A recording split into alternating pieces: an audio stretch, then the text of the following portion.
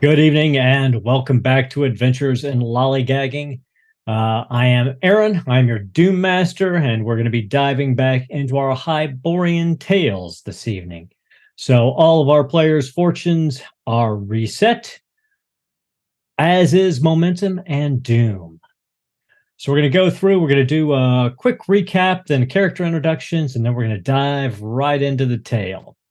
So it's been had to miss our last session, so it's been a while. But if you remember right, our intrepid adventurers started the last session in the Swamp of the Dead after having defeated and casting out the soul of a demon-ridden warrior who had kidnapped the merchant's daughter, djinn, and was going to use her in a horrific ritual that would allow him to stay on Earth and wreak havoc. But they successfully completed it. Sir Drusus Jordan, with his compatriots, put him down. Sobek and Zim were able to stop the ritual, and they escorted the merchant's daughter through the Swamp of the Dead on a spear cricket, instead of using the boatman to return. The cricket led them true right into a fight with a filth wight and a group of ghouls that did some serious damage to the party, but they were able to put them down and escape further along the path until they ran across what appeared to be an old set tomb. And they made their way through to find that it was the tomb of Sethino, a high priestess of Set who had been cursed for her worship of Sobek with becoming a Gorgon. They were able to defeat her, and passing through the tomb will actually find themselves back at the entrance to the swamp. So they successfully, within the allotted time, retrieved the merchant's daughter, brought her out, and once she left the swamp, the ritual faded away finally. Sobek let go of the tendrils of it, and she came back to consciousness. So what we're going to do is I'm going to let the players introduce themselves one at a time. They're going to have a little anecdote about their 2-day travel back to the city of Baikang, and then we'll jump back into the adventure. So let's start with Ashley. So Aurelia spends quite a bit of time kind of wandering off. She's still nearby the group, but she's foraging. She's hunting as she can or as needed to supplement our supplies. And she's just kind of worried and concerned about this village that she had to put on hold because this was a more pressing matter to save at the time, because far more people would have died if we failed than just, unfortunately, the village. And she also spends some time with Roya because they don't really get to hang out too often. Well, since we had that nice introduction, Melissa, why don't you tell us about Roya and what she was doing? Yes. So Roya is our kind of shaman type. She spends a not insignificant amount of time sort of examining this new mark that she has. And she's convinced Aurelia to sort of engage in a little bit of sort of Practical testing, of course. Yes, exactly. So knowing that she will be able to heal Aurelia when she becomes stunned, you kind of see them kind of going off and sort of like making sure that no one's going to get really injured, kind of doing a little bit of we're just combat. Playing like a more extreme version of freeze tag. And that's what some of the parties see out of the corner of their eyes. They see Aurelia charging at Roya, and Roya just giving her the hand, and then Aurelia just getting poleaxed and just kind of falling back onto her back. Exactly. I love it. While all this is going on, Stephen, what's Sobek doing? Sobek has had quite a few hunger pains recently. And throughout the journey, he would be eyeing Zamir quite a bit, seeing as Zamir often doesn't wear much clothing. You can just see the veins pulsating, the blood flowing. There'd be one point where Sobek is quite close to Zamir. Just starts leaning forward. Can And then manages to pull himself back and then lunges for some sort of rodent in the swamp, grabs it and just breaks the neck and just starts drinking the blood out of it. Goodness, that does not look healthy, my friend. That you do not look well. We could probably find something more tasty than a rat or a rodent here. There are many other creatures we could find. If you want to go hunting, Sobek's wearing his wraps, but he still turns his head to look at Zamir. Something more tasty? Yes. I'm sure we could find better game. I could speak with Aurelia or Roya. They are very good at this, the hunting, the tracking sort of thing. Oh, I'll be fine with this. Are you sure? You look very hale. Not healthy in the least. You've been acting. Why are you not eating any of the meat? I think I'm just more thirsty than anything. Oh, I'm sure we have water. Here you go. I will hand out to offer my water skin. Here you go, my friend. Yeah, it smells rotten. It is water. No, it smells fine. I do not have any. No, it smells fine. I even drink. See? Ah, very tasty. I do not care for it. Perhaps you are coming down with something. Perhaps you are sick something from the swamp. Perhaps I know a mosquito bite or something. Perhaps. Yes, probably. That must be it. Clearly, that is what it is. I start looking for more rodents. Zamir will stealthily follow him, and just kind of keeping an eye on Sobek and what he does kill. Excellent. And that leaves us with Long. Tell us a little bit about what Sir Drusus Jolden is doing on the trip back. Yeah, Sir Drusus has been tending after Lu Taojing, and we've been looking after each other, trying to get out of the swamp, getting to know each other, what her position is. You are such a great hero. You have opened my eyes to so much of the world, and you have sacrificed so much to bring me back to Peking. Whatever my father promised you is not great enough for what you have had to go through. Well, I'll ask him for more. When we return, I'll ask him to let you marry me. Oh, you are too kind, Sir Jordan. To be married to a noble. Of course, my father will be very hesitant, for you are not of our city, but for the services you have rendered, I cannot imagine that he would say no. Obviously, the gods have favored you.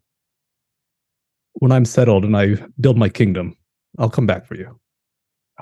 And I shall wait.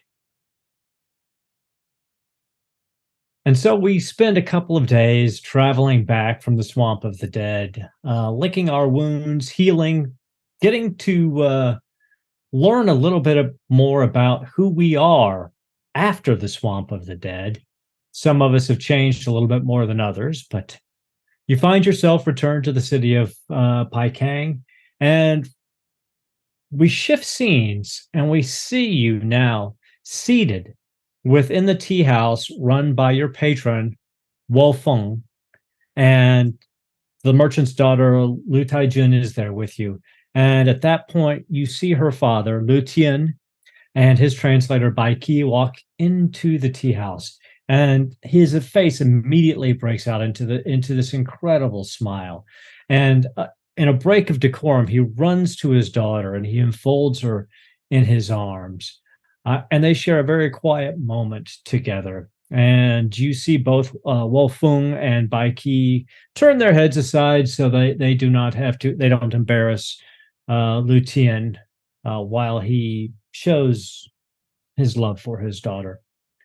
But in a moment, they break apart, and Lu Tian takes his daughter and seats her next to him across the table from you. You have done what I requested of you. My daughter tells me that you sacrificed much to save her. I would hear of the tale. We went into the swamp and faced the death of Midnight Shining. He's no more.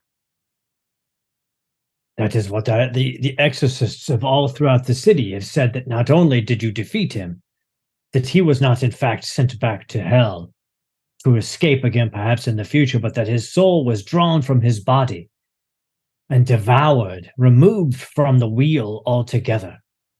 This is a great gift that you have given all, Bai King. But I have, as I have promised you, your payments. And these brings over these two casks, and he opens them, and they're filled with these small jade tiles. And he goes, I had promised you 10 jade tiles apiece for the return of my daughter. For your services, there is 20 apiece for each of you. And he puts the casks in the middle of the table. And then he snaps his fingers, and Bai Qi pulls out this long wrapped bundle, and he puts this reverently down on the table in front of you. And he slowly peels it back, and you see this incredibly beautiful horn bow, polished almost to a mirror shine. And you can feel, Sobek, you can feel power emanating from it. This bow has been in my family for generations untold, but for your services to me, to my family, and to Bai King, I give it to you to wield as the heroes you are. You are now seen by all in Bai King as citizens of our city, as heroes of our city, as worthy champions. No corner will be blackened to you. No door will be closed.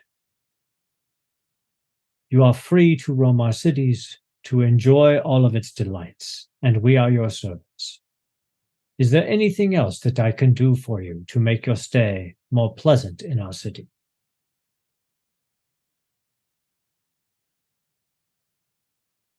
Who are we speaking to right now? You are speaking to the merchant, Lu Tian. That's her dad. Okay. You may Yep. want to. Making sure there wasn't like a translating guy. No, I mean, the translator is translating through Makes him. sense. But Okay, yeah, yes, makes sense. Yeah, Lu Tijian, there's one last thing. I promised your daughter I'd marry her. You see the color drain out of his face for a second as Bai Qi leans down and whispers, and you hear him whispering back and forth for a moment, and then you see Lu Taijin, the daughter, put her hand on her father's hand, and she whispers something into his ear. And he sits back, and he nods his head kind of in a very shallow bow to you, and he goes, my daughter, through the translator, my daughter has told me that you seek a kingdom, and that you will return for her when you have a kingdom for which to make her your queen. Is this what you offer as a groom's gift for my daughter? Of course. A kingdom for her? One of many. Then, Sir Drusus Jordan, my daughter's hand will be your hand. When you are a king, she will be your queen. Thank you. And so it will be said, the scrolls will be written, the marriage contract will be drawn up, so that all within the city know that you have pledged your life and your kingdom to my daughter. Then let us celebrate. Your daughter is returned. Indeed. In fact, and he turns to Wolfeng, I would have this whole tea house for my friends. And you see all the other customers looking at Wolfeng and he's like, and he's shooing them out. And then Lu Tian says something to the translator Bai Qi, and he turns and he says, my master is going to go out into the noble quarter, and he is going to request respectfully the presence of others to come so that they may hear your tale directly from you. This shall be a party to be remembered here. And so the translator walks out, and Wolfeng turns to you, and he's like, very quietly, in a language you clearly understand, and the merchant and his daughter do not. You kids have done well. I gotta say, you've done very well. You're gonna make a name for this tea house. You drink and eat here for free. That's very generous of you. No, trust me. You're giving me a greater gift. If I'm gonna get clients of this caliber, I won't have to be having clients of that caliber anymore. And with that, an epic party kicks off. It's been 6 days, Roya, since you met the warrior woman outside the gates looking for heroes. Her name was Neki. And you're feeling that time crunch a little bit. But what is it you all choose to do now that you're back in the city after the party? So I have directions to the village that requested our assistance. Are you prepared to depart? What village was that? Remember the woman, she met me and she advised. It's unnamed, but they deserve respect just the same. Oh, I do not recall. And I'm going to retcon that a little bit. You do know that the name of the village is Bor Ondor. Thank you. And I threw a little map up there on Foundry of a basic idea of what it looks like. We were, of course, in need of taking this step first. And now that we have all survived, I am hopeful that our assistance may still be beneficial. Born door. That lady. How long did you say we had? Well, they were currently being invaded at the time, so time is of the essence.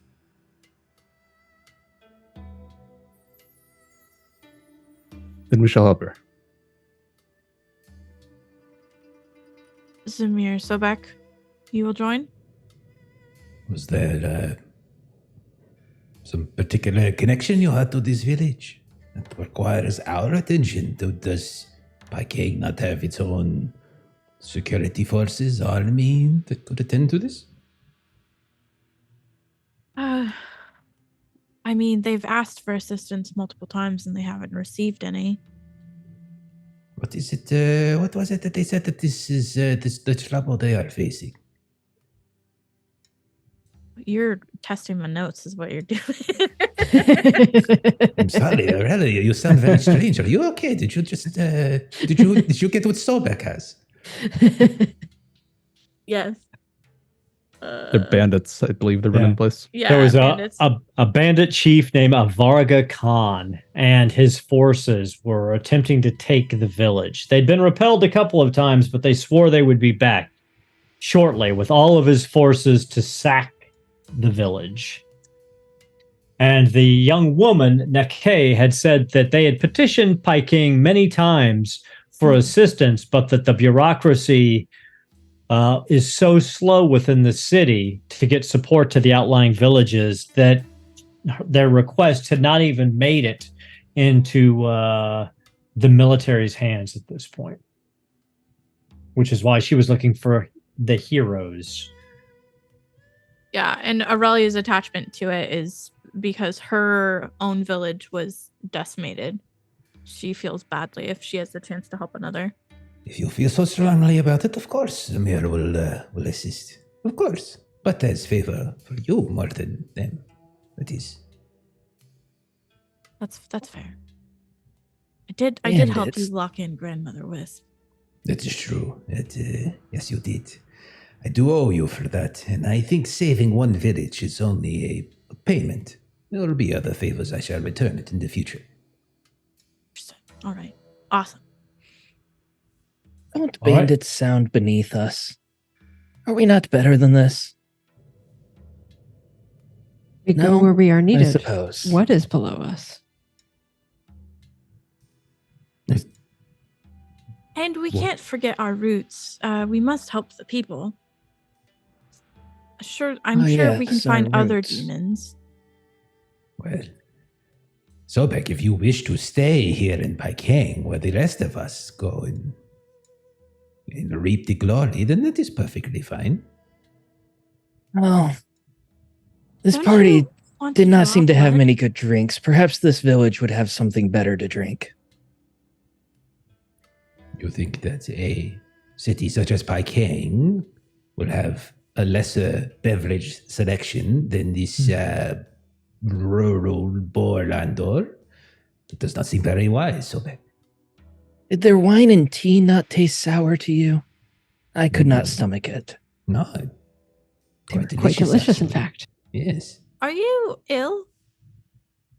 I'm fine. Let's go save a village from bandits.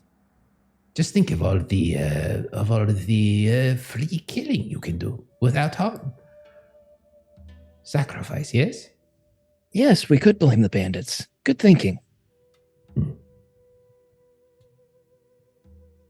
And It so you disagrees. make your way out of the city, heading northeast towards Borondor.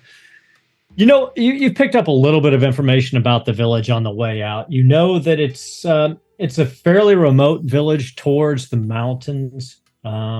It's known for its temple. There's a temple that sits within the mountains that's guarded on a pass, a western pass and an eastern pass with great gates.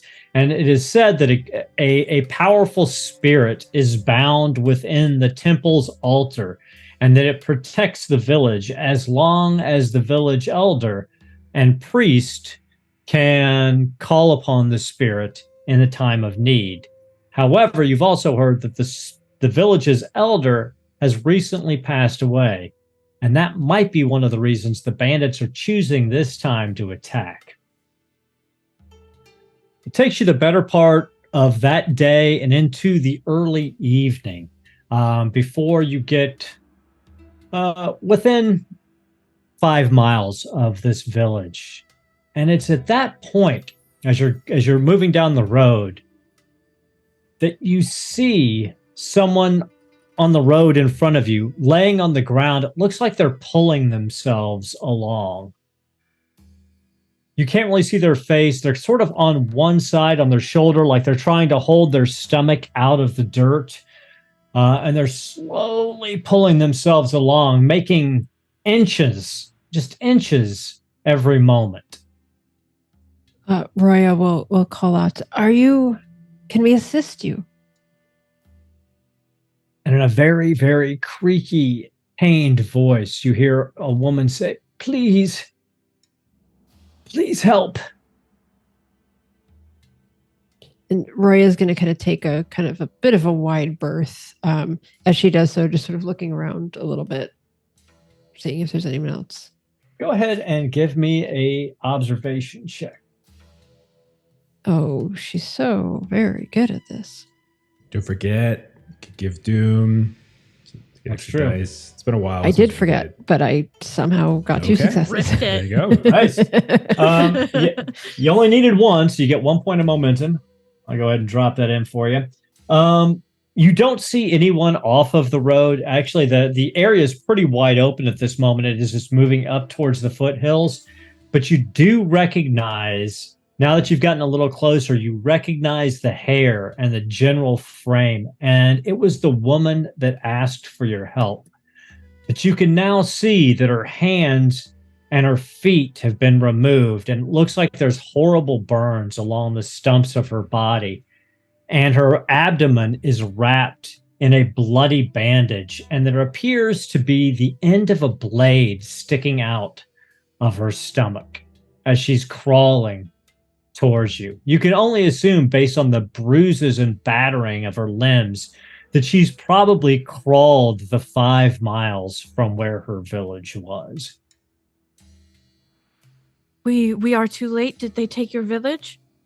Oh, no, they've taken the lower village. We tried. The warriors of Morandar held them off as we could, while the children and the others were ushered up into the temple, and the great gates were slammed shut. But Varga Khan and his 2 ogre lieutenants and his forces took the lower city. They're ransacking it, shackling anyone left who's worth anything of value, and killing the rest.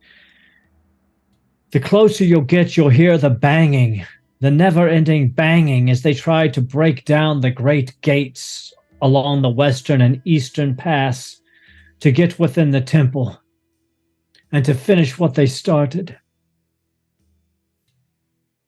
What is their interest in your village in particular? They want the temple. They want the guardian spirit on the altar stone. They want to bind it to their will and take its power for their own.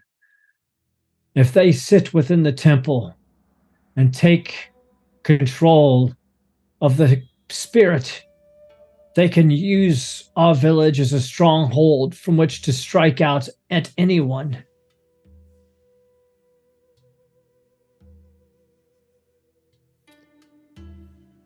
Right. May I ask? Is there anything you can do for her? Your healing arts.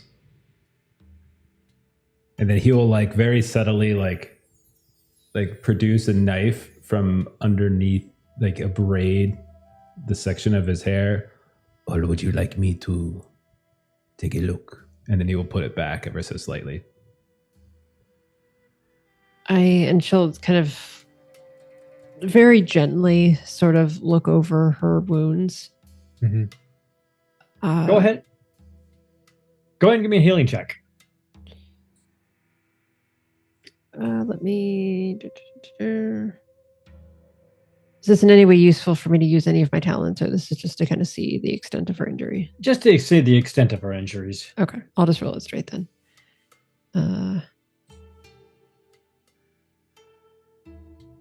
Oh my gosh. Wow. It's the 3 successes. So you only needed 1, so you're up to 3 momentum.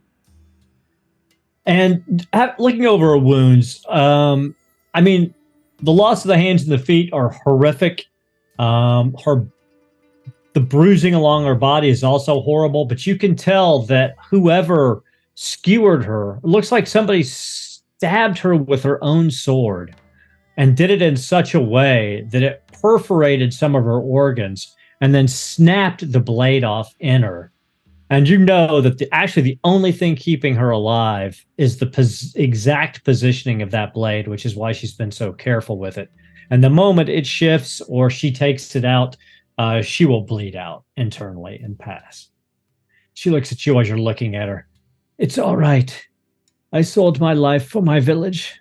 I knew you would come. I just had to stay alive long enough to tell you. There is a secret passage into the temple. If you go to the west pass, near the gate, and she draws a symbol on the dirt in her own blood, look for a great stone with this on it. It is a fake stone, and you can move it aside. You'll have to crawl on your bellies for a ways, but then you will be in one of the secret passages of the mountain, and it will lead you into the temple. If you choose to go there, or perhaps you simply would choose to fight in the streets and take out their forces one by one, but there are many. He has undead hounds with him, and his blackguard sergeants and their forces. They cover the city, ransacking as they go. I wish I had better news for you, but that is all that I can offer. Would your great spirit assist us? If you can call the Great Spirit, yes. But our elder, our priest, passed away unexpectedly, and his apprentices' skills in the arts are weak, and they have not been able to waken the spirit. They have the ritual, but they don't have the skill. Perhaps one of you would be able to lead the ritual and call up the spirit. If you can, the power of the spirit alone should turn the tide of the battle.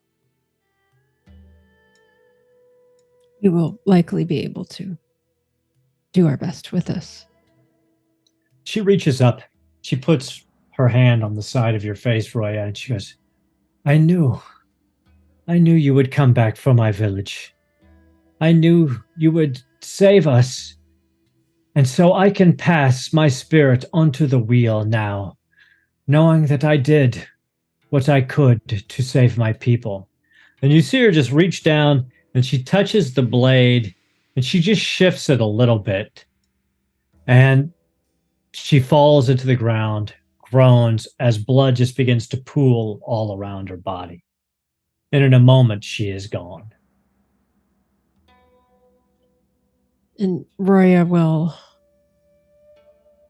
kind of close her eyes and kind of hold the woman's head in her hands, and she imperceptibly kind of mutters, and you see that she's sort of going through a bit of, kind of some standard ritual that she does. And then she kind of opens her eyes back up, looks around at everyone.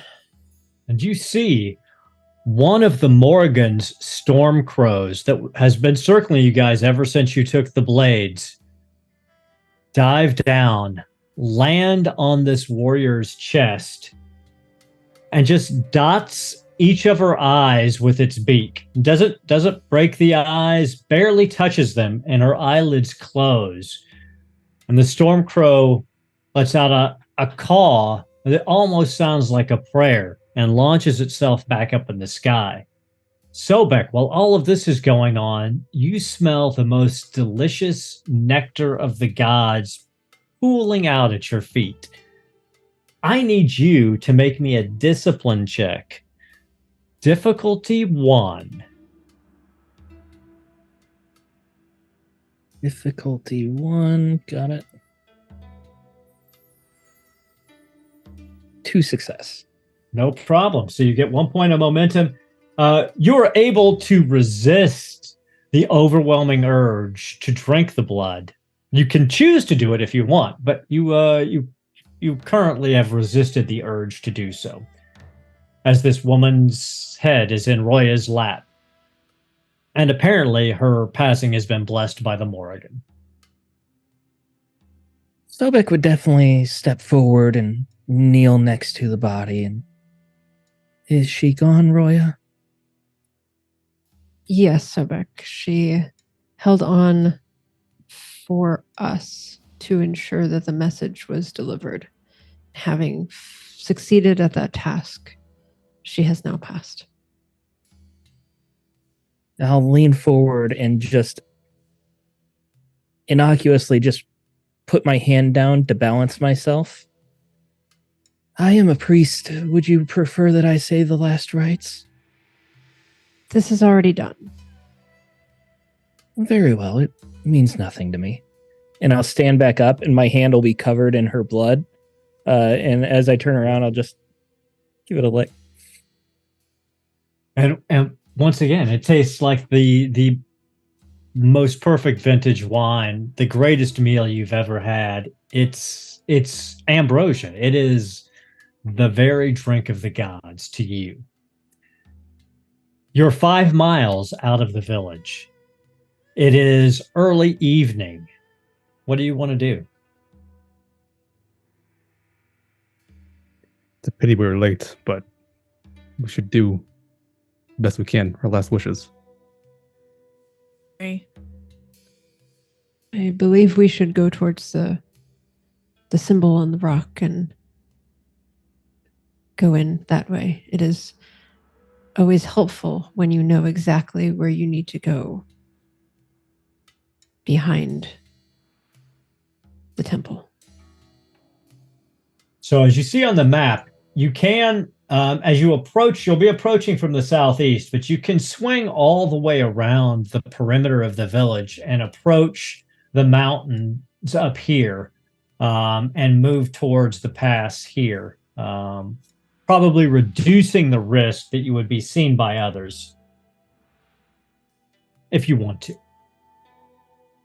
Yeah, if the place is guarded at all, try to go in low light, low visibility. Okay. It's getting darker and darker. And once you get within about a mile of where you believe the village is, you can start to see maybe a little bit of smoke coming up and firelight.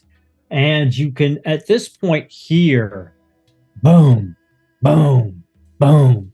Sounds like great battering rams are being struck against what you can only assume are the gates to the passes on the west and east side. At this point, I am going to need... you're not close enough yet, really, to have to worry about anybody seeing you, but I'll need a survival check from someone to find the best path around the perimeter of the village. Your number of successes on this will dictate, to a certain extent, how likely you are to run across anyone else scouting the perimeter of the village. That was me, right? I think with my target number 14. Yes, I do believe so. Okay. And you've got 4 momentum, and you can always give me Doom. All right. I'm just going to rip some momentum. 2 successes, 3 bonus plus 2 bonus. Okay. Or just 3 momentum. It reads right. weird. So you easily find a trail. It's obviously like a goat trail, probably from people moving their animals in and out, that goes around to the west, far enough back from the village that you could see the torchlights, you can see movement, but you don't think it's likely anyone is going to see you, at least on the southern side of the village. However, as you make your way to the north, you realize you're going to get closer. You're going to have to get closer to the northwest side of the village at that point. So there, we're going to look at a group stealth check. Now, I believe Zamir has something. Could I just use my camouflage ability? Yes, you may. I will group everyone together. I will say, again, we have been through this. Walk where I walk, step where I step. Okay? Do not get ahead of me. Think quiet, be quiet.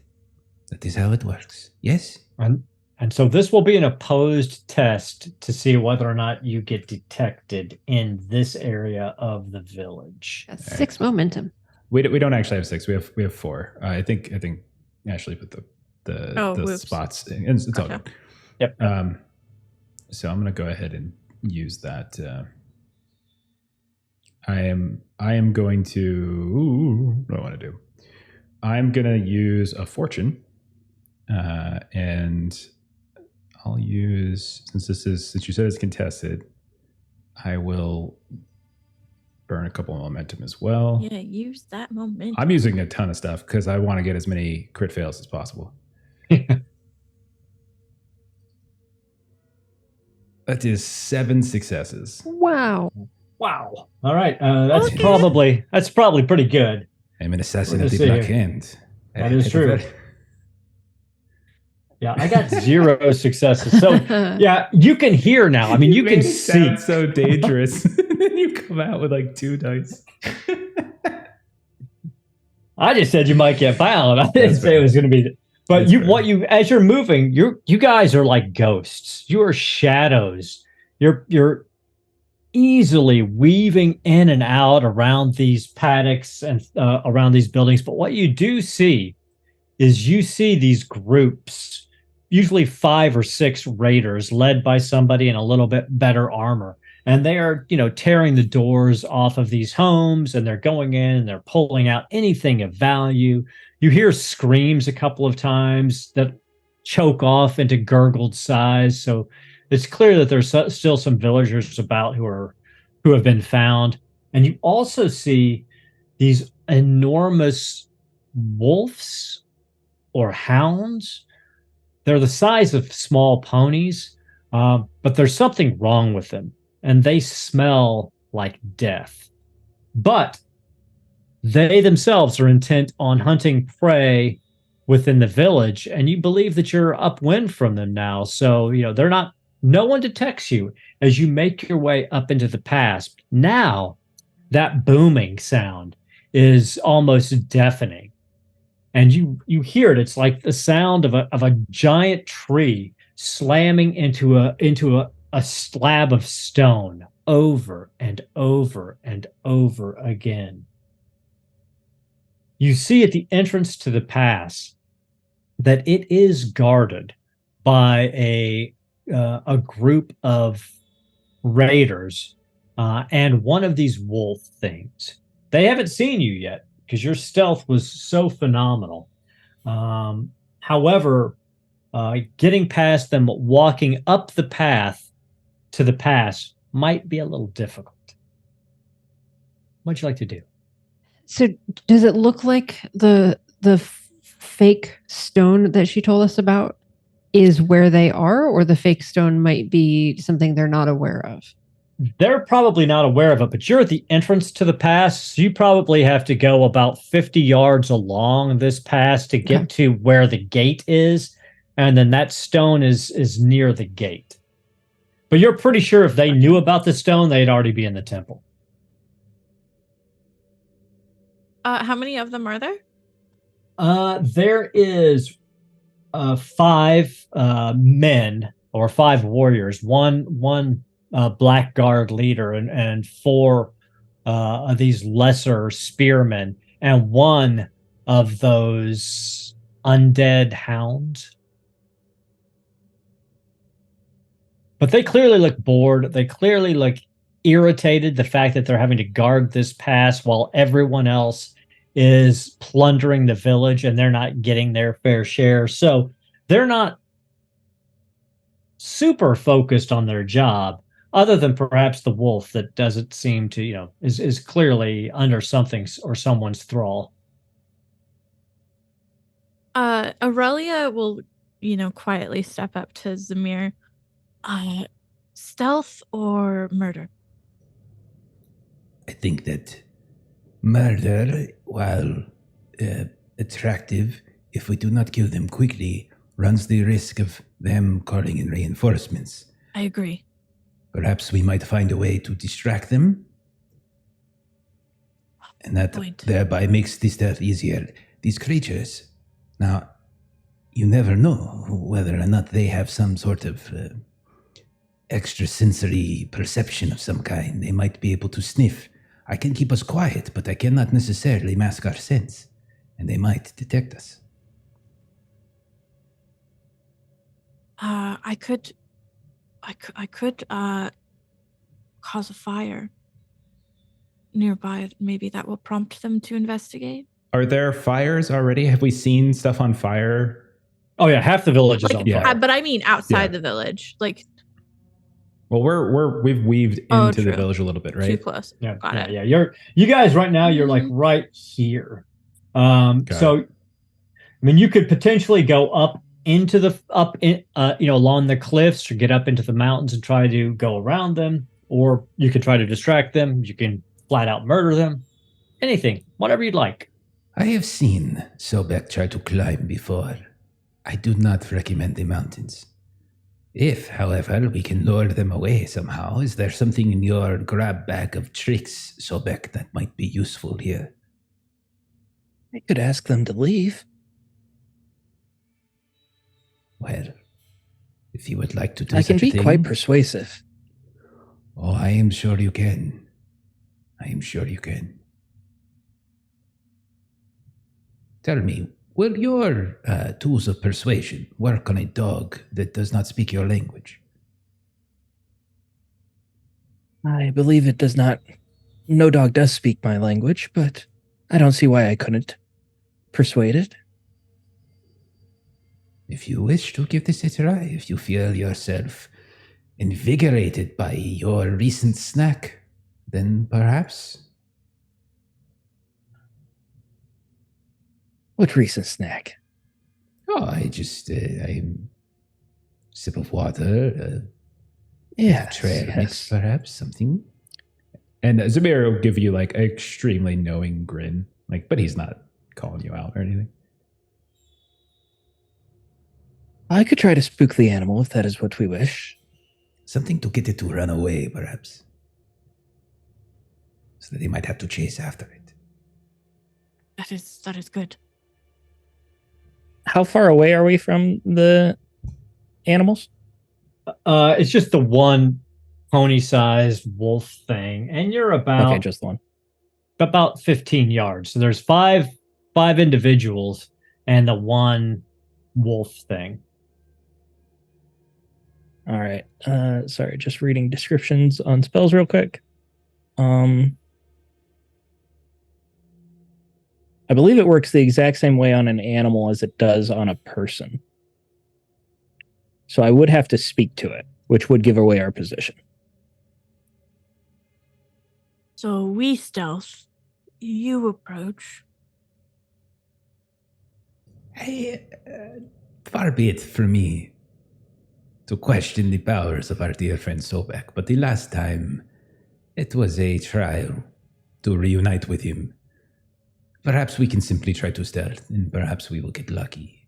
Or we ambush Well, this them time here. you know I'd be missing. Last time, Roy, I didn't tell you. Drusus, what say you? I'm ready to fight as ever, but I do have a trick up my sleeve. Maybe I can try something. As I call for my falcon to maybe just like swoop by the guard dog to try to get to chase it. I like it. Nice. Yeah, Shoot absolutely. an arrow and take it out of the sky. That's just rude. Okay, let's go for that. So is that so? Give me an animal handling check on that. Just a difficulty 1. All right.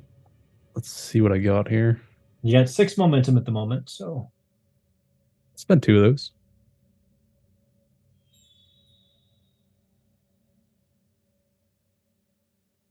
3 successes.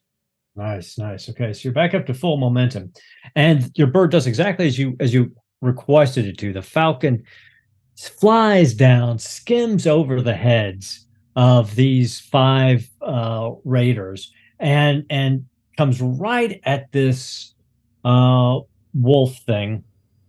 But then it sharply veers away and flies back to you. And that wolf thing stands up, shakes a little bit. You see tufts of fur fall off of it. And at that point, you can actually see that you can see its ribs through rotted flesh. And it puts its nose up into the air and starts sniffing. So, but give me just a difficulty 0 sorcery check.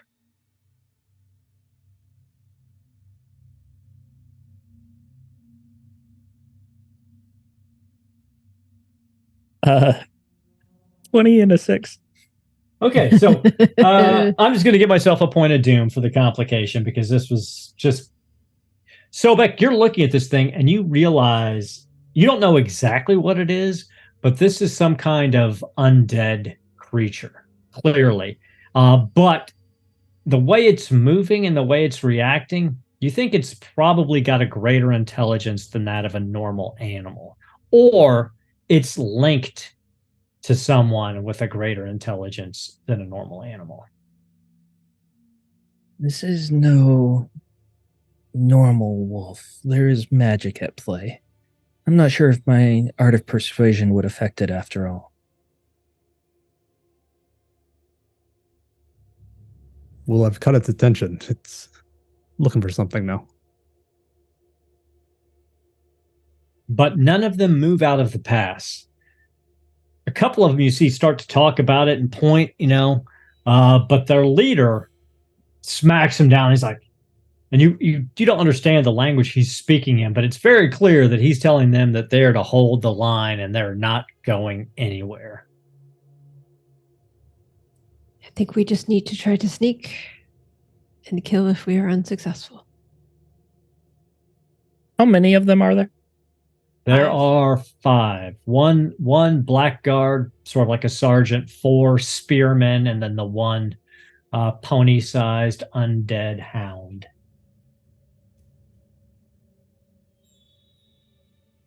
I would prefer to save my tricks for later, if we can move unseen. Once more, step where I step. Say nothing, think quiet, be quiet. And Drusus, whatever perfume you are wearing, could you douse yourself in water perhaps to smother it? I understand you are betrothed now, but we are far from your beloved. There's no need for such adornments. Pick up a slab of mud and just throw it on myself. Maybe some mud. Aurelia's just helping scoop some up, and like she gets your back for you. Zamir will try again. So are you going to? Are you going to be moving up into the mountains? Or Yeah, I think we'll try. Yeah, I think it's probably best if it's not like a full on climb. Is it just like, are we like going in the rocky landscape, or is it like a full on mountain? No, climbing? it's fairly steep, but it's passable. But it is dark and it's difficult terrain, so it's going to be a difficulty 3 stealth check for you. But considering you got 7 successes last time, I'm not too worried for you. Yeah, I'll give it a go if that's all right. And this is unopposed because they don't expect you to be here. As long as you make it, you make it. All right, I'm still gonna burn. Use that momentum just to be safe. I'm not sure if anyone watched the last episode. I don't think I have ever rolled so poorly in my life, and I curled up in a ball and cried until I fell asleep because so many complications. Steven had a pretty awful night too, if I recall correctly. All right, here we go. More 20s than I'd ever seen in my life. Yeah. Okay, 7 successes again. It is my favorite number. Very lucky. So you're back up to full momentum, and you easily lead them. And describe to me what it looks like as you're leading them through the foothills and past this group. So, we think back to the start of the campaign where we saw Zamir very parkour-like hop from place to place, like little segments of the wall here and there. It is not too dissimilar from this, except he is moving more slowly and he is looking back, pointing to a ledge that is seemingly imperceptible to anyone not trained in such skills, such acrobatics. And then at the same time, as he points with his finger, he brings that finger back to his lips and quiets. Then he swings up. He finds a small root that's being sort of creeping out from between a crevice, pulls up, reaches a hand down, grabs the next person, and one by one, he kind of brings everyone up. And they're moving. It's slow going. It is not quick movements at all, but it is kind of half parkour, half kind of mountain guide. And you're right. The clock is ticking by as you're making your way over this mountainous rock, and every once in a while you hear a little bit of scree fall from where somebody put a foot, and you tense up. But it doesn't sound like anybody's heard you. And the night continues to pass as you make your way along this ridge and then back down far past the group. And you can hear right around the corner from you now, and you can see torchlight flickering. And you can see what looks like the end of a giant tree trunk swinging back and swinging forward, and then you hear it slamming into stone. You can't see what's doing it because it's still around the corner, but the size of this tree is massive, and you do hear grunts and groans, and you hear movement around this bend. You're certain that somewhere near this gate is the secret entrance into the temple complex. We are not alone. Remain quiet. Can Zamir take a couple steps ahead by himself and just see if he can observe what is making the noise? Like what's perhaps up here with him? Yep. I'm going to just roll your last roll over because it was so phenomenal. So you sneak up, staying to the shadows, moving completely silently. I mean, within 2 steps, Aurelia, Sobek, Drusus, Roya, you lose sight of Zamir. He just is gone. It's almost like he vanished into a mist. But as you peek your head around, you see what can only be this ogre that they mentioned. He's at least 11 feet tall, and he's got a tree. I mean, it's like 2 feet in diameter, and he's using it with one hand. He's just ramming it into the other. With his other hand, he's just shoving what looks like body parts into his mouth and chewing. And you see next to him is just a pile of mostly dead villagers. And there are 5. Once again, there's a group of these 5 guards. It looks like they're exhausted. They're just kind of sitting back. You think they're probably the ones who are dragging food to this ogre as he tries to batter down this gate. Directly on the other side of this pile of bodies, right to the left of this gate, you see the mark that was described to you. But it is directly to the left of the gate. The entire area around the gate is lit in torches. Yeah. And the ogre is like right there. So yeah, and he's got his back to you, and he's not paying any attention. I mean, he's obviously got a job, and his job is to break that gate down. But I'll step back to the group, debrief. What I say, the ogre is 11 feet tall and has a reservoir of treats with which to keep himself energized for his task. I saw the stone. That is the good news. The bad news, it is right next to the gate. The gate is very bright with torches. While we might be able to make it unseen, it will be a very tall task, and it will not be immediate, the removal of that stone, and then crawling on our bellies. And then there's the potential of someone seeing us and following us as well. Do you feel like fighting an ogre, Drusus? You asked that to me. I'm already pulling out my swords and shields. I figured. Were we not doing this? Of course, I just felt like the courtesy to inform you of it is all. And as we move into a very dangerous situation, the doom ticks up by 2. But no one knows you're here. I've never tried to persuade an ogre before, but I admit I would appreciate the chance. Do you think it speaks Stygian? I wonder if it speaks at all. Does anyone know anything about ogres? And is there anything that any of us could potentially roll to get kind of knowledge of ogres within the Conan sphere? Yeah, you can roll a lore. Lore would probably be your best. Survival might work, particularly for Roya or Aurelia, because you may have heard things about ogres in the area. But yeah, 3 successes. So with those 3 successes, you know that ogres are not uncommon throughout all of the realms. They're kin to giants. They're not usually as intelligent as giants, but they're often used by bandits and less reputable mercenary companies as shock troops, because as long as they're well fed, they will stay with a group. Once they're not being fed, they're not particularly reliable. But as long as they're well fed, they will do exactly what they're ordered to do. They're good fighters. They do like to stomp people into the ground. They get great pleasure out of feeling bodies squish under their feet. They typically speak the language of whatever area they live in.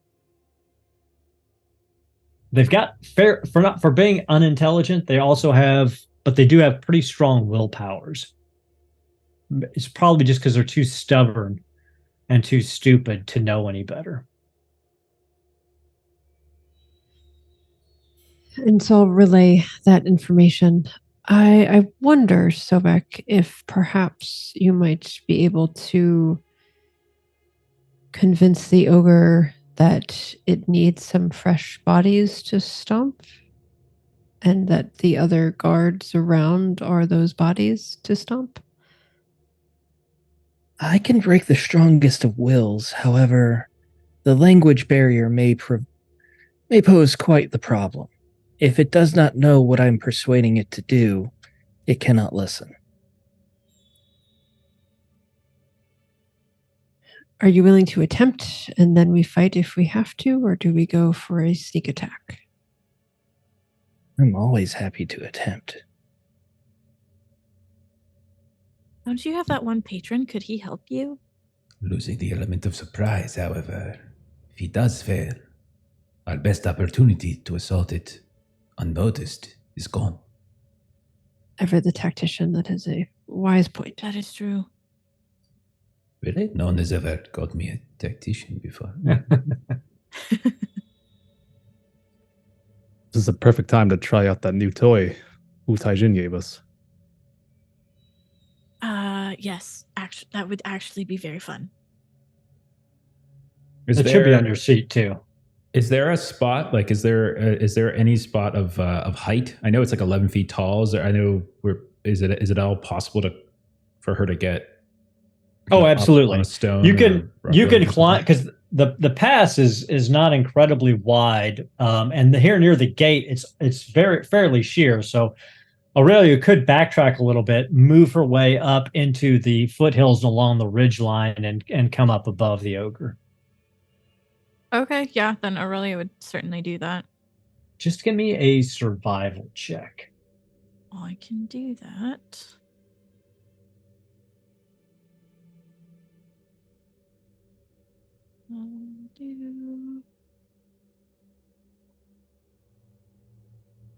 Two successes. Okay, that'll be enough. Yeah, you're able to quietly move back up along the ridge line and get yourself in position above the ogre, so you've got a clear line of sight to fire at him. The rest of us will set up an ambush, and I'll wait on Aurelia's shot. I'll just run in afterwards. Okay. I like yeah. it. Then we're ripping it. Give me just 1 second. Hey, that's good for me because I'm reading. Perhaps we could recruit the ogre to the party. Be like, hello. Are you happy with your lot in life? Just remove its bodies and its food source. Does your current profession and does your current business have mobile upward opportunity for you? Do you see yourself in 5 years continuing to smash tree stumps into gates, or would you like to do something more? Upper management, perhaps. An assassin ogre? Like to see that? Well, I would like to see that as long as we are on the same side. That sounds like a terrifying combination. We have a forest that we would like you to clear. Yes. Put your strength to good use. Yes, perhaps you could work in deforestation. Indeed. I hear that is an up-and-coming industry. So, Aurelia, if you would like to make an observation check, difficulty 0, since you've moved into an ambush, you will effectively be able to use the exploit feature and gain. So with exploit, you gain piercing 2 on your attack. I think your bow already has piercing, so it would be an additional an additional 2 on the piercing. And if you want, you can spend 1 momentum from the test to add 1 bonus d20 to the attack skill and +1 to the attack damage. And that's repeatable up to the limit of your 3 bonus dice. Oh, okay. So I did only get 1 momentum, but I did get 2 successes. Yep. Actually, so you get 2 momentum because it was a observation 0. I think we're maxed on momentum right now. Yep. But you can roll this because this was part of her test. You can just roll this into your attack. Okay. So I'm going to attack. So we said that's going to be 2 bonus dice. 2 bonus dice, 2 bonus damage, and an additional +2 on the piercing.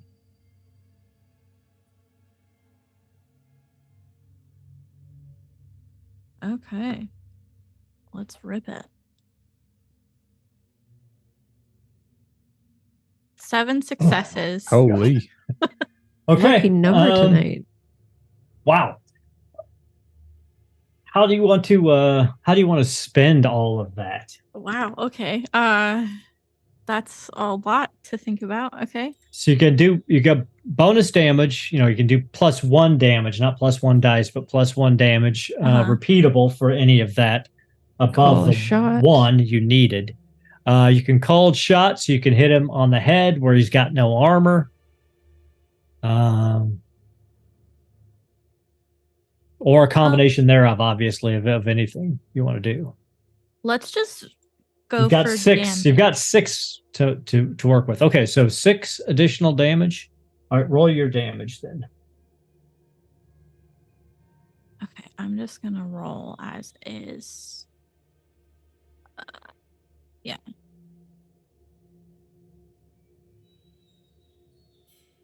So Okay.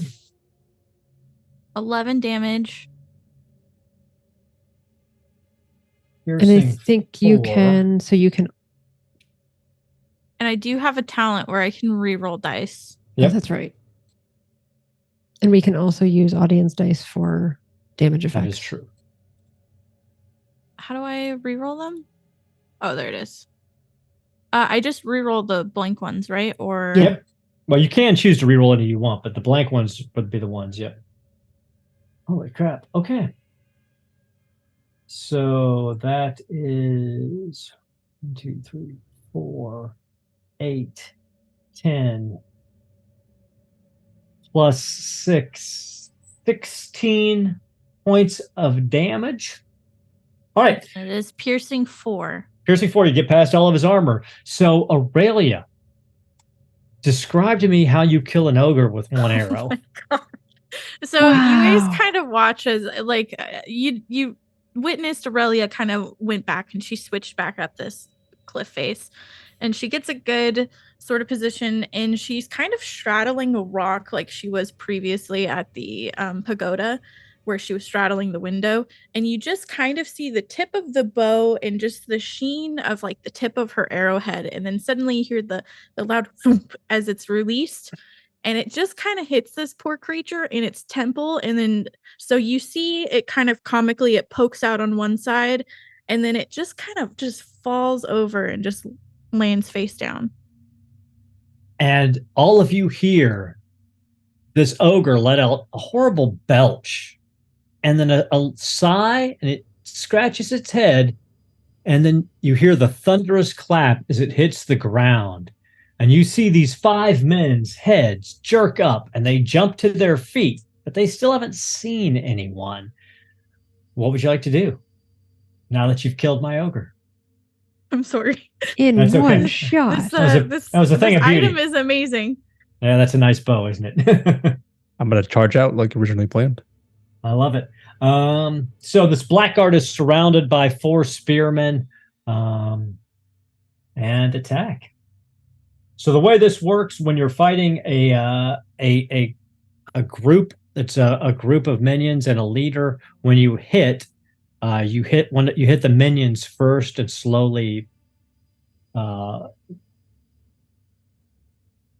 kill them off before you hit the leader, unless you choose. Like if you wanted to spend 2 momentum for a called shot and attack the leader, that would be fine too. Gotcha. I'm just gonna try out my new Atlantean harpy here. Okay, and what is the reach on your harpy? It's a 1. A 1? Okay, so his reach is 3, so your difficulty to hit him is a difficulty 3. Now, you do have plenty of momentum, so you can spend 2 momentum up front to break his guard and reduce it to a difficulty 1, or you can just go with a difficulty 3. It's your call.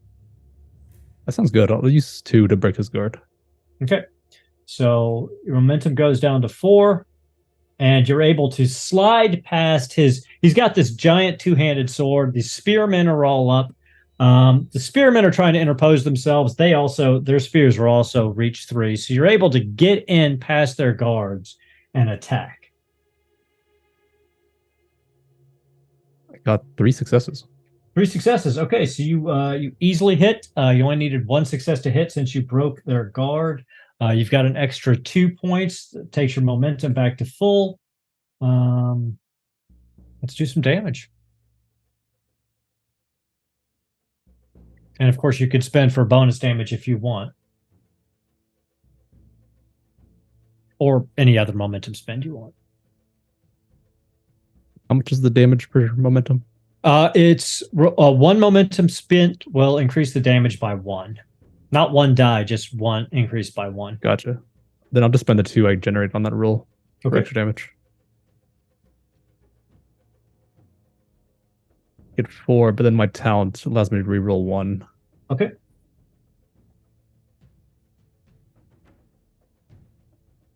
Total 5. 5. Okay. And the armor of the degenerate raiders is 0. So all 5 goes through. It's intense. So you kill 2 of these raiders as you go in and get past their spears. What does it look like when you strike them down? Yeah, I'm running in, sliding under their guard, and just swinging up with this harpy into their rib cages. And as you see these 2 go down, you actually see them catch on fire and their bodies start to smolder. And this is the first time you've used this blade, but you recognize now that it may be enchanted itself. And now there are just 3 left. The leader is falling back. He's taken aback by what's just happened in the last couple of seconds. So his spearmen are moving forward, but none of them, they're on their back feet. They are not prepared to deal with this. So who'd like to go next? I guess Roy is I going can to. go. Yeah, I mean, Go ahead. if you want to go, I can go. I didn't know if somebody else wanted to. Yeah, Zamir, go. How far away is the leader backing? Like what? Like in terms of range, right? Is he in like throwing dagger distance? Do you think? Oh yeah. You guys are all within close range. He's followed back into like the point of the pyramid formation, but you're all within close range now. Okay, I think then I am going to attempt to throw a dagger into right between his eyes if I can. Okay, so called shot. That was flavor. Okay. Yeah. I don't think I'm gonna do. I mean, he's wearing no armor on his head, so I mean, you would bypass his armor if you do a called shot. I have a lot of other things I need to spend stuff on, so let me trying to remember how I do this. So I want to do the exploit action first. So and then I will spend. What is it to get the second action? 2 momentum to get your second action. Swift action. Yeah, that's my spend. Swift action. So it's at +1 difficulty. Correct. Okay. So first thing I'm going to exploit. So I'm going to produce the dagger from the back of my hair. I'm going to line it up, ignoring the spearmen in front, and just look to sort of feather it back behind them and hitting the leader. What would the difficulty be then in total? Just difficulty 2. Okay. Yeah, difficulty 2. Okay. So let me throw the dagger. And since you did the exploit, it's piercing 2 plus you can use any momentum generated. Oh, you've got to make your observation check first, but it's difficulty 0. Yeah, let me make the observation. Let me roll that first. You're right. for the exploit action. I will, just to be safe. Why do I say things like that? I'll spend a momentum on difficulty 0. Please don't screw up. Okay, I got one. Oh god. All right, I got 2. 2 successes. Okay. You're good. So you got 2 momentum for your attack. All right, so then I will. Then I'll actually attack now. So I'll attack with. It's 3 difficulty now, huh? Mm-hmm. I will burn 3 momentum to get the full package. Okay. Ripped it. That is 3 successes. Complication. So I did get a complication, but I did get 3 successes. You succeeded. Okay. So let me do damage. So I don't think this is going to have the extra stuff put in. Do you recall what it is off the top of your head? Like what the extra? It's piercing 2 plus an additional dice of damage for each momentum you spend on the attack. So it would be 3 additional dice of damage. Okay. And then I will.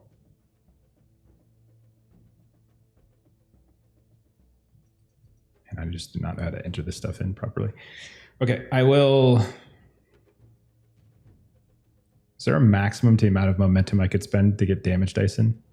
No. Well, you only get damage dice from those 3 you spent on the attack. The rest of the momentum you spend is 1 for. You just add +1 to the total 3. damage. Yeah. Yep. So okay. You can, yes. So then absolutely no limit.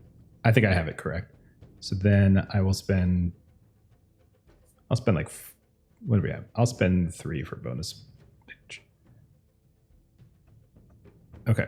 Rolling it now, I think. I think I got that all inputted correctly. Oh, yeah. 12 physical damage. Piercing isn't showing, but it is because of the end. Yeah. It's piercing 2, so that's 4. You bypass his armor completely. And then it's the other one that causes like 2. If it causes an injury, it causes a second injury. Oh, yeah. Intense, I think it is. Yep, intense. So describe what it looks like when you kill this blackguard. So I like to think that he is his spearmen are in front of him, and even though they're kind of flat-footed, he's backing away, and just from darkness, we don't even hear it. We just sort of see at the very last second a tiny reflection of the torchlight in the blade as it flies right past the spearmen and just catches the guy right in the throat. And as he tries to shout for help, blood just spurts out of his mouth. And he collapses down behind a spearman. Nice.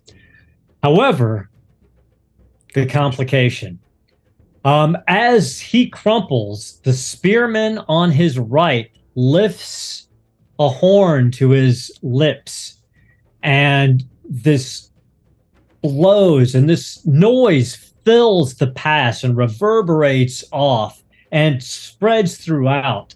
And then you hear answering horns around the village, and you figure you've got moments to clear the pass one way or the other before the forces that are in the village arrive.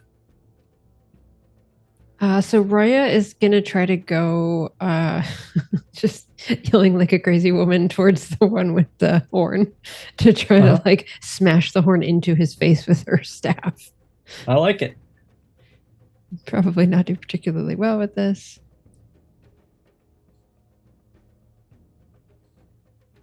There we go. We've got some momentum, right? You have 2, yes. Oh, only 2. Okay. Let's see, what do I want to do? Take one of those and a fortune because we need to make quick work of this.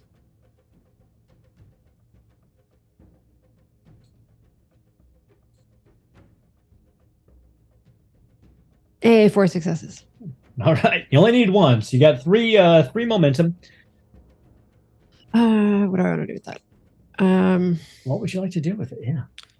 I mean, I kind of feel like I should spend 2 for the called shot because I was basically saying that I am trying to smash the horn into his face. So that's what I am doing with my... Okay. Okay. Damage, So you are and then I'll bypassing take his. the 1 extra for damage. And for anybody listening at home, the staff has got the same reach as the spear, so that's why it's still just 1 difficulty 1. And then I need to roll damage, right? Yes. Okay. And then I will take.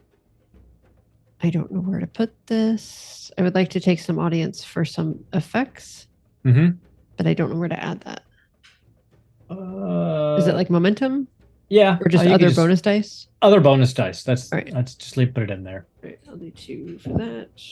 30. Goodness. You can re-roll damage dice. For 1 momentum, you can re-roll as many of those dice as you want. We got some momentum back, right? Yep. You're at 5 at the moment. Then I will spend 1 to re-roll. Okay. And then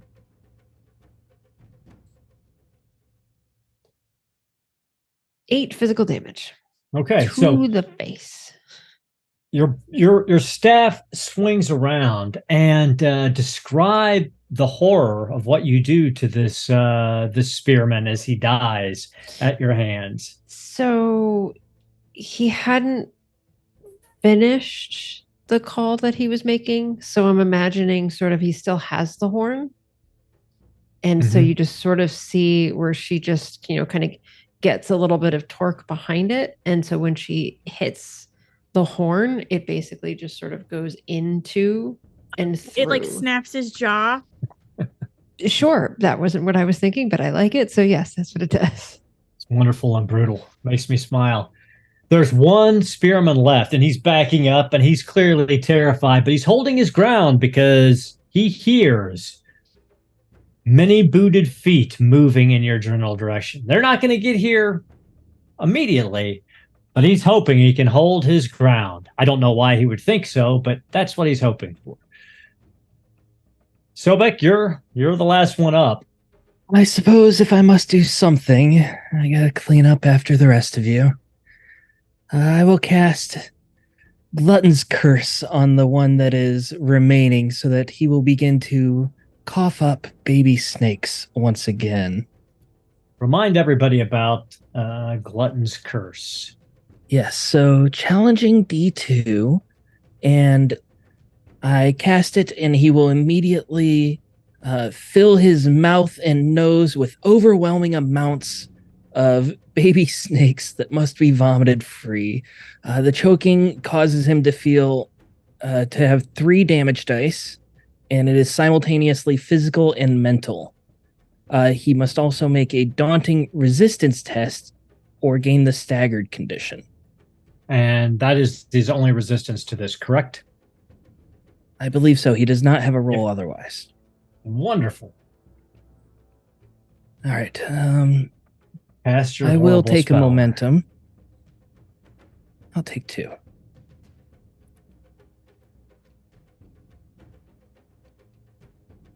Well, 6 all right. successes. Okay. And I believe Anything you want to do with that momentum? I You're up to full, and you've got 3 additional momentum you can just spend. So I will spend 2 momentum to have it last an extra 2 rounds. okay, I will attempt my daunting resistance check at the moment and fail. So roll. Give me some damage. So he's staggered.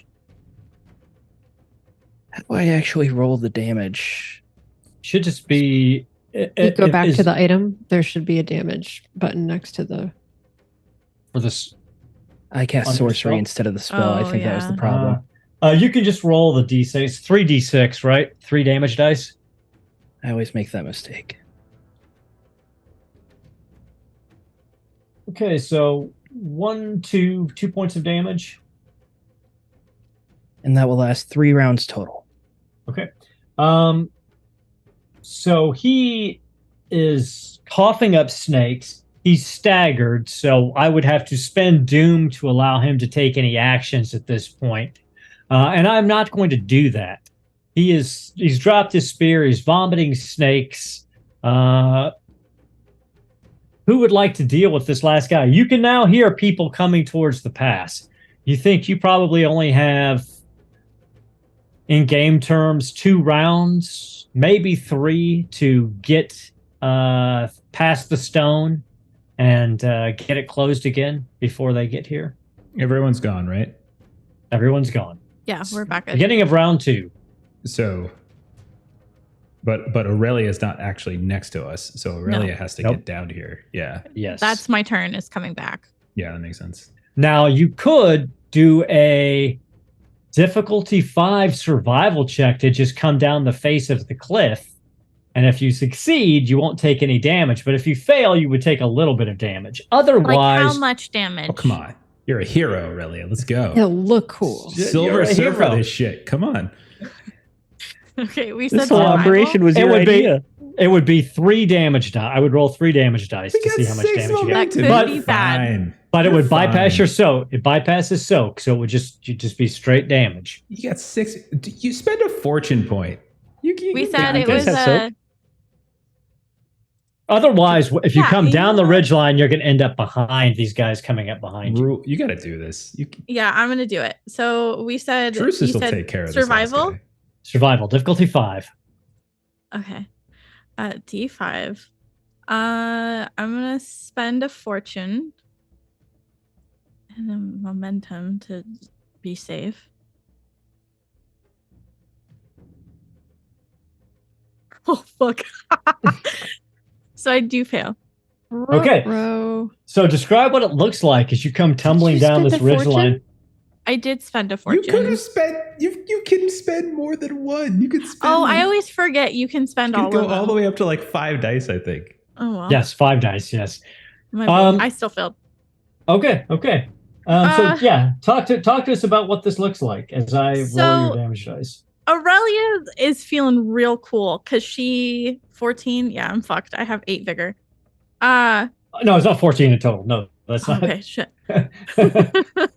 No, it's 4 points of damage. So you don't even Oh, take okay. a wound. 4 points of vigor. Cool.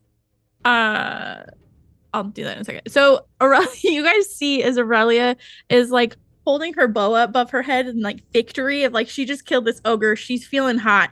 And she kind of stands up too suddenly and she slips on the cliff face. She's trying to like correct herself. It's kind of like preventing dropping your beer at a party. She is just keeping that bow up so nothing happens to it as she's like just sliding and just eating shit as she's just falling down. So The bow gets down unscathed. Yes, the bow is comes down. great. Aurelia comes sliding across the ground at your feet on her teeth, but the bow is fine. She Take like 4 looks points up. of vigor. She's at Sobek's feet. She's bleeding a little bit, but she's like, bow's good. The one guy is still vomiting up snakes in the corner, does not appear to be paying any attention to any of you, but you're all there now. What would you like to do? Moving that stone. Okay. Since you know exactly where to look and you were told what to do, go ahead. Sorry. So Zamir will not. No. Not until he's dead. He doesn't want anyone to see this thing. So it's like, Drusus, finish him before we do the thing. Of course, everyone get in there. I'll take care of him. No, just finish him. We do not want any eyes on this. Am I? She's falling down like off a rock, and he's doing. Goodness. Of course, I'll swing at him. Continue Okay. taking care of these guys. Okay, it's just difficulty 1 because he's not holding his spear anymore because he's vomiting up snakes. Do fortune with momentum. All right. This should be horrible.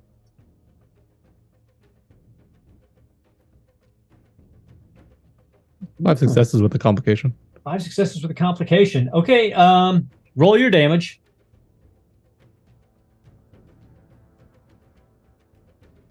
Eight damage. Holy. Okay, so describe how you kill this guard as he vomits up up these snakes. Yeah, just watching him vomit up snakes. Like, what the heck is?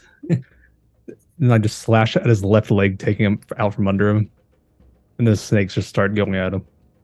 Yeah, and that's you take the leg off, actually mid thigh. I mean, that's how sharp the sword is, and just blood fountains out. The snakes fall on him, and he rolls in his blood in a death throe of venom. and quickly passes beyond and back onto the wheel. For your complication, I'm just going to take a point of doom because I don't feel I need to be any more evil than I already am. But you're able to easily move the rock because you knew exactly where it was at and you were told how to move it. You shift it aside.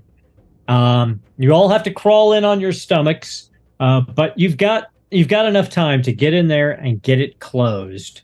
And you find yourselves on your bellies in this cavern, very tight space.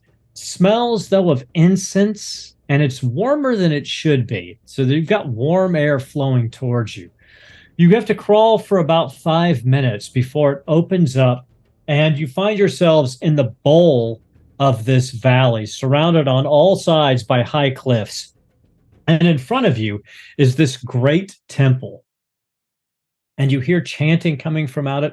You can still hear the sounds of the eastern gate being slammed into with a battering ram. You see the villagers, old, young, children, women on the steps, and they're all leaning in prayer. And you see next to this altar stone 2 young people, a young man and a young woman, and they are frantically praying, trying to call up the spirit of the temple. What do? You're starting to hear cracks in the eastern door. The battering ram is finally becoming effective. Would I know anything about if they could actually summon a spirit or what the spirit would look like? Give me a sorcery check. Taking a look. So you're taking a look at the altar stone. You're reading some of the scripts. The complication again. Okay. Complication. I haven't had enough of those tonight. Okay. I know what the complication will be. That's fine. You're able. That's even worse. You're able, when you're reading this, you do realize that there is a djinn bound into this altar. They have bound a djinn into the altar, and it can be summoned and forced to take action based on what the summoner requires of it. Does anyone have any wishes? We may be able to ask soon enough. And these 2 young acolytes turn to you. We can't call the spirit of the altar. It will not come to us. We are not skilled enough. We know the words, but our willpower, our will is not great enough. We did not have enough time with our master. Yes, you do seem to be weak of character. I suppose I could summon it, but the question is, why should we? We can defeat these bandits on our own. We already said we would. Just get on with it. You cannot. You think you can defeat Avarga Khan and his army? Easily. They come through the East Gate, if that is what you wish. Should we go to the East Gate then? Sobek, your pride will be the result. It will cause so many extra deaths. Just summon the creature. I am sure there were plenty of scraps left over for you to snack upon. Are you saying that you can't do it, Sobek? This group has had a real attitude problem recently, and I will go and attempt to summon the djinn. Okay. Later, earlier. So the acolytes are going to attempt to help you. It is a difficulty 5 sorcery check. It was only going to be a difficulty 3, but your complication bumped it up to a difficulty 5. Okay, that's fair enough. Fair enough. They're basically these 5. acolytes. These acolytes are getting in your way more than anything. They're stumbling over their words. They're throwing your chant off. But useless fools! Will you stand in a corner, please? I will spend a fortune, and I will take 2 momentum. Nice.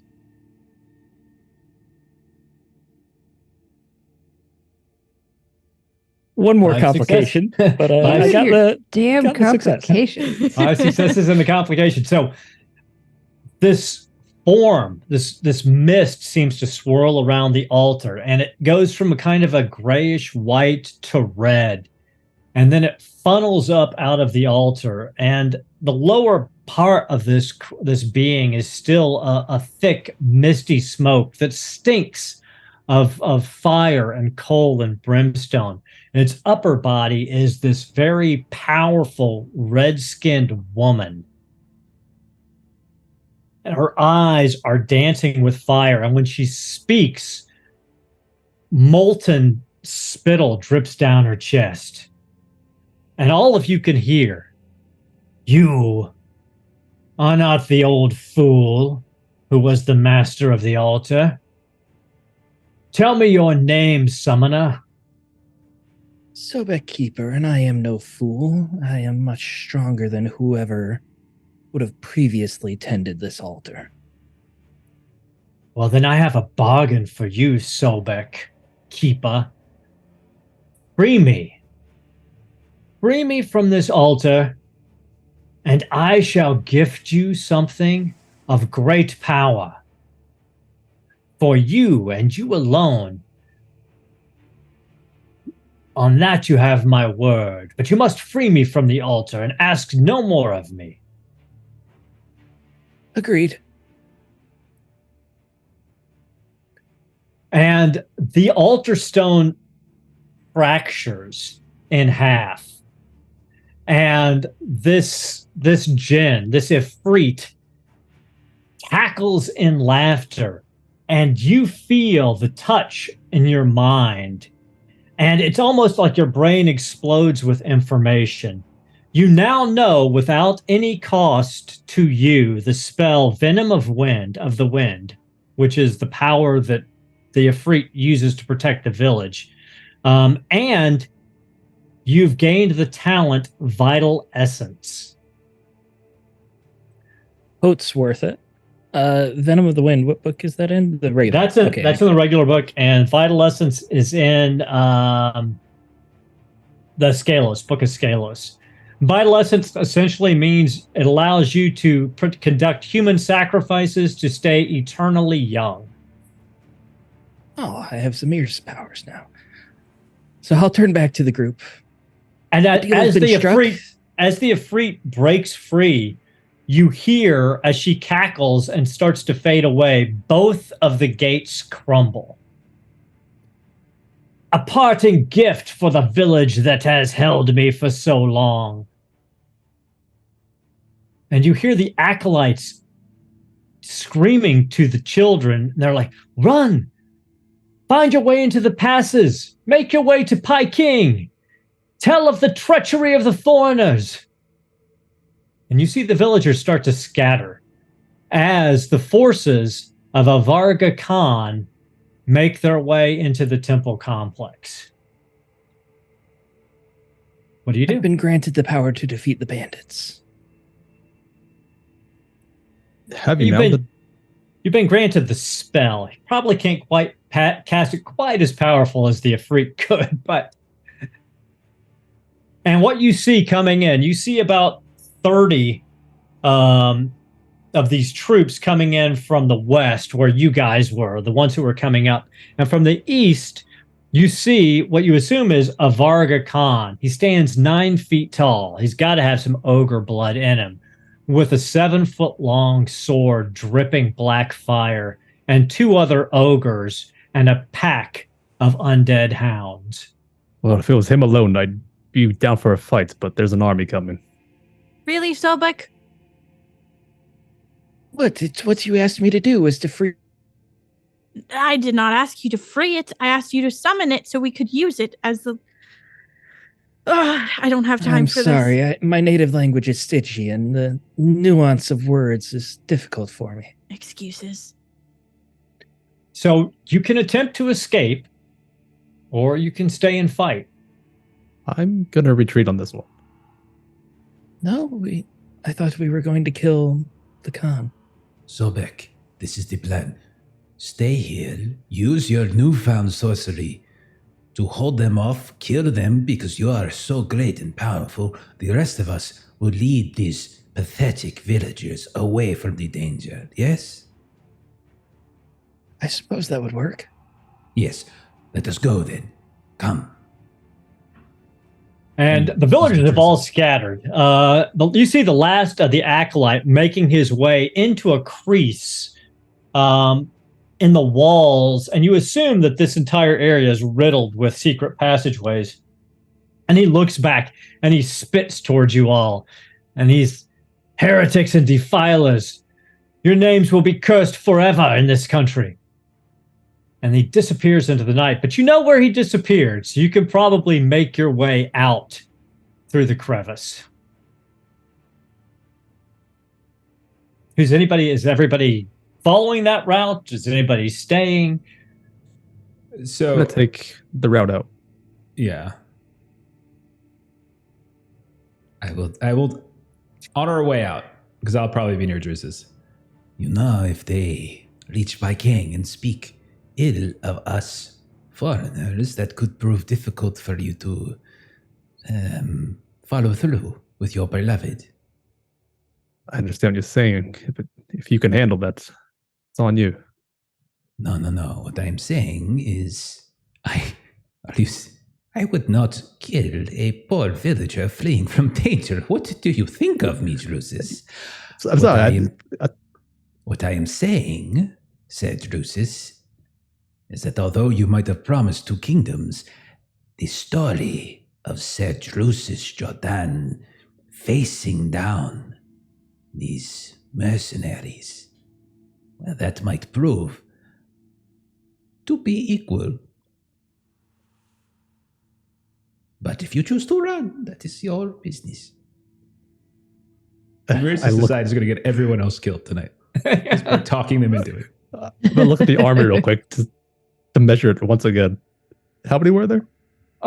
There's about 30 troops, human troops, spearmen, and these sergeants. So they're in groups of 5. So there's about 6 cohorts of them. There are 2 ogres.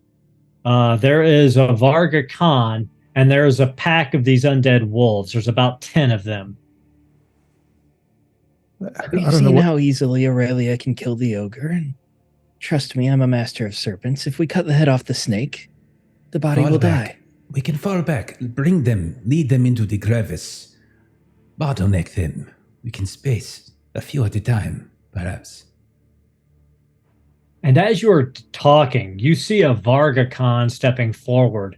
And at that point, you see spiritual chains.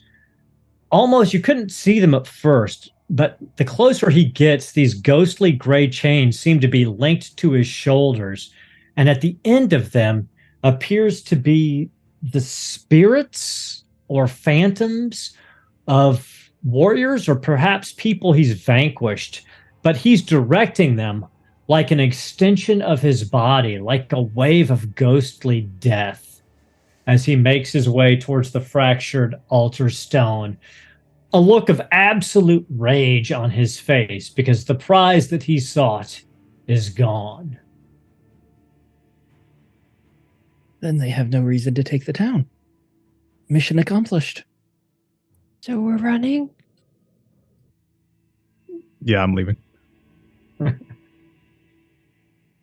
Zamir, is it just you and I then? Yes, I shall guard your back. Go right ahead. Begin your ritual. I will not let any of them get close to you.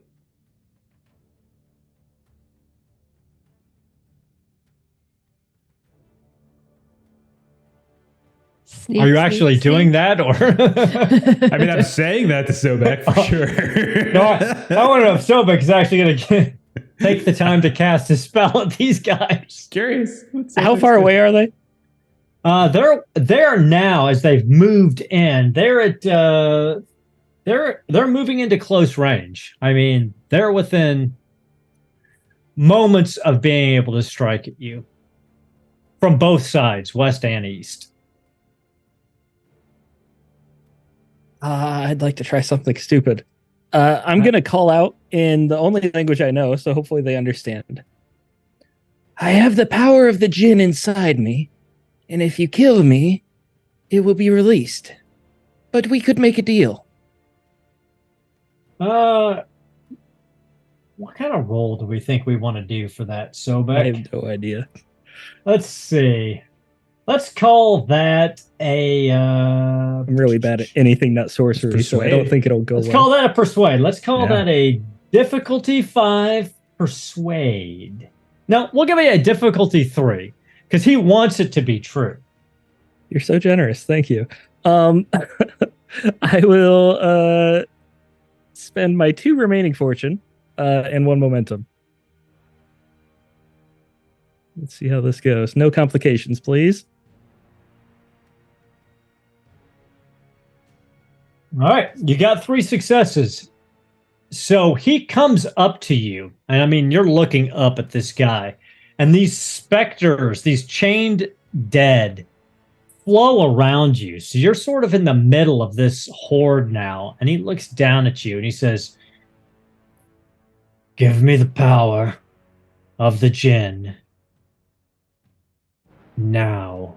And you walk away from this charnel pit alive. Now, before this, I need to know, are the rest of you gone? Like gone, or are you still here? I've committed to leaving. Okay. It's good. I'm not saying that's good or bad. I'm just saying it's good to know. Aurelia's like at the channel. Okay. Yeah, Roya is behind Drusus. Okay.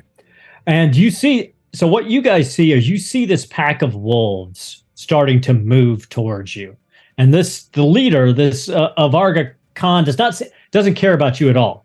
I mean, he wants everything in the world dead, as far as you can tell, except for perhaps Sobek at this point. And Zamir, where are you? Zamir, after talking Sobek into doing that, has tried to slink away into the shadows as best he can. Just give me a stealth check, and depending on the number of successes, will determine how successful you are. Okay. Is that all the momentum we have at this point? Oh, That that's is, terrible. yes. It is. I will burn a fortune point then. And you can always give me Doom, because I'm sure it won't come up in a moment here at all. I feel like Stevens might have to do a roll here in a sec, so I'm going to go ahead and spend that momentum really fast here. And get more momentum for That's him. what I'm trying to do. I'm trying to help Sobek out. This is exactly. This is one of his, It's always a good investment when Samir rolls stealth. It really is. That is 6 successes. Okay. So once again, you see Zamir talking to Sobek, and then he takes 1 step back and just seems to vanish. He's just gone. Sobek, you're looking up into the face of Avarga Khan, and he has demanded the power of the djinn for your life. What do you do?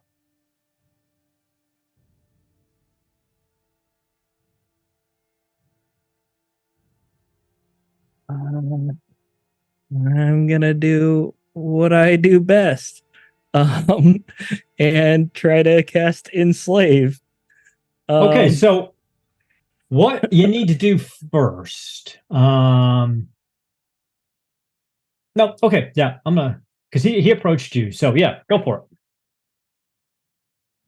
So I will take off my headbands and my hat in one motion.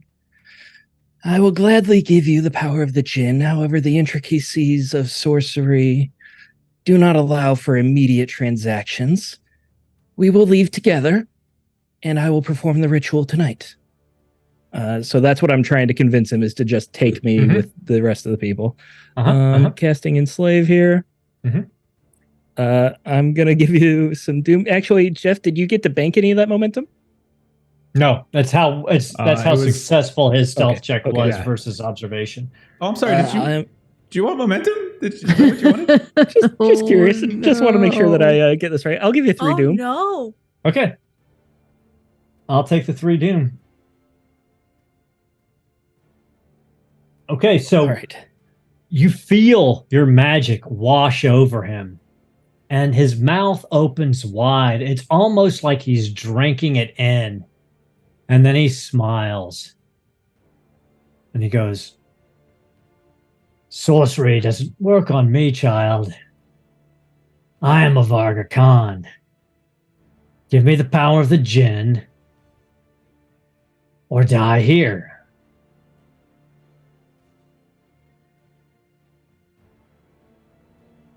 Okay. Has everyone else gotten away, mostly away? Yeah, they're all back at the crevice, or Zamira's just gone somewhere. Okay, I'm gonna attempt to turn into a bird and fly away. Okay. However, before you cast that spell, we're going to stop for the night. And we're going to see if you manage to get away in 2 weeks. Oh boy.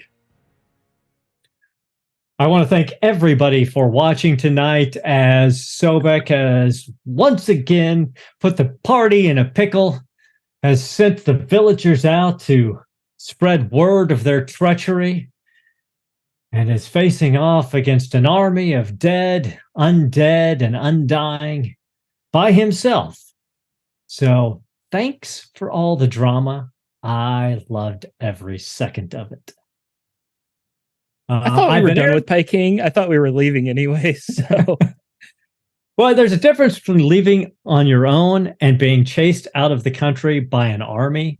I don't know. Sobek. Not you for made Sobek, maybe. a decision. Like, we come here to save the village, and you're like, do I do the thing that helps them save the village, or do I not? I respect the choice, she said though. she'd give me the power. I mean, how could I say no? Well, you haven't cast a spell then, man. How you could don't know. you? So I should have killed you. The funny thing is, The moment you were like, yeah, I'll do it, I should have just released. the funny thing is I told my wife that this was a plot twist in this particular part of the adventure, and she says to me, she's like, "Well, there's no way he's going to take that deal." And I go, "You don't know Steven." It's Steven. I should have known.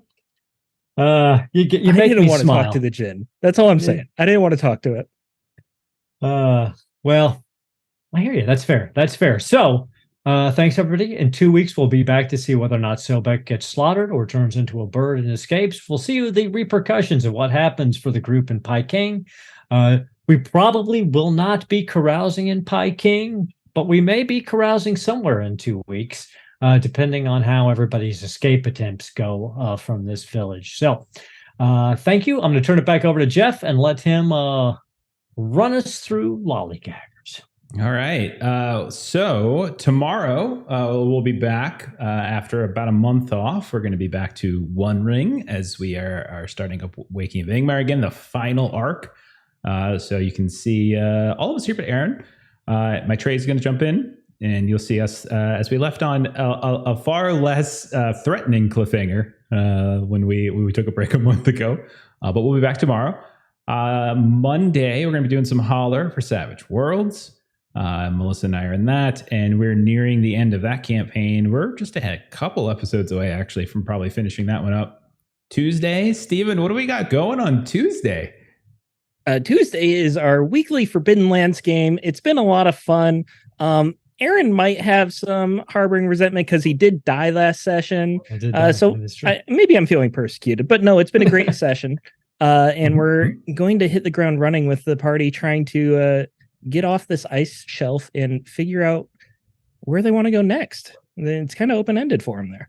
That is a good point. In the chat, Three-Eyed Cat just brought up the fact that Tuesday is July 4th, 4th of July for us US folks. I'm not sure if that's going to affect anything. We'll talk about that off stream and we'll figure that out. Make sure. Let's see. Then after that, big news. A week from today, next Friday, we are starting up Delta Green. As at long last, we are getting back to Delta Green. If you follow the channel for a while, you know that we ran Impossible Landscapes about a year and a half ago. We've taken a break since then, and we are starting up a second campaign. You can see Ashley and Steven and Melissa and Long and Derek. He's going to hop in that one as well. And then another announcement that we just cooked up yesterday is that on Thursdays, starting on July 13th, we're going to start doing a stream as well. And the first game we're going to do is going to be Die, Fantasy Heartbreaker, the role-playing game from Rowan Rook and Descartes, based on the Kieran Gillen comic. You can see myself and Melissa and Aaron, Kipser from our Forbidden Lands game, Jeremy, who everyone knows from Mondays, and Evan, who just recently hopped into the Twilight Imperium game. So we're going to be cooking that up and they'll start again in some other games coming down the pike pretty soon. But those are all of our announcements. I think we're ready to go. Our buddies, the Defenders of Cobalt, Chuck, they got a game going on, Universal Ball Anthology. So we're gonna go ahead and raid them. So follow the raid. Thank you all for hanging out and watching. Aaron, thank you for running. If you're watching the channel and you haven't yet followed us, please do. We would love it. Go check out the YouTube page, Adventures in Lollygagging. Subscribe to that. Watch all our old stuff. And have a great West of Your Friday. So bye-bye, everybody. Bye. Bye. Bye.